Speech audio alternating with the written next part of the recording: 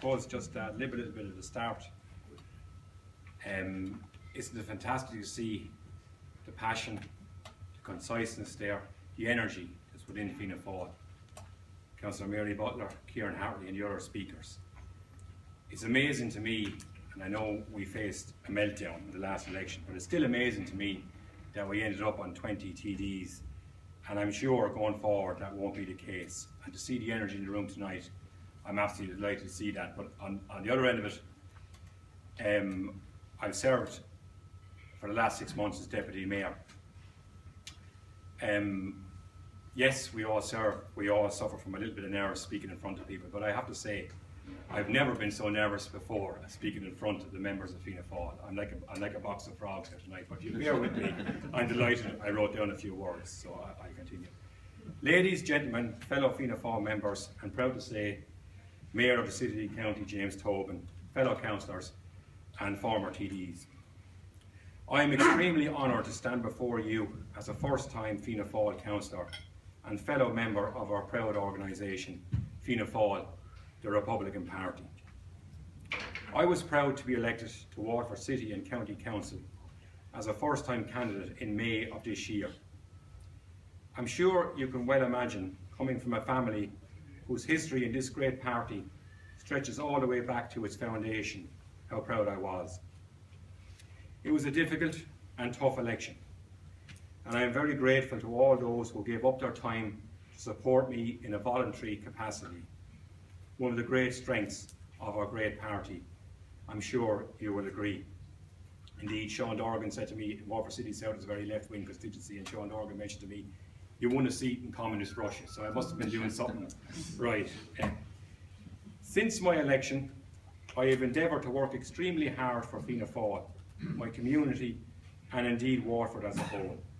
I have strived to put Fianna Fáil where it should be, and in my humble estimation, where it always has been. Front and centre, addressing the issues that affect ordinary people, irrespective of wealth or social standing. And I firmly believe that was always one of Fianna Fáil's great strengths. I always believed that Fianna Fáil was the party of social mobility, and in some ways, as that cliche used to go, think Labour and vote Fianna Fáil. I have strived to reclaim a Republican heritage in this very special period of commemoration. I was extremely proud to see my motion being passed at a recent council meeting to rename a major piece of infrastructure after Common Lamont, one of whose founding members was our own Countess Markowitz, who incidentally chaired the first Fianna Fáil meeting in the Scala Theatre all those years ago in 1926. I know, as fellow Fianna Fáils and Republicans, that this is something very clear, very near to all our hearts. I have also put in place an active citizenship programme in our primary schools that will in time, I believe, bear considerable fruit, addressing the issues of antisocial behaviour that is a plague indeed in our cities and counties, and promoting real civic responsibility in our young people, who after all are our greatest resource. I am also presently working on a number of new and exciting projects which I believe, when completed, will benefit the profile of Fianna Fáil and will have a positive impact on our city and county. Watch this space, as they say.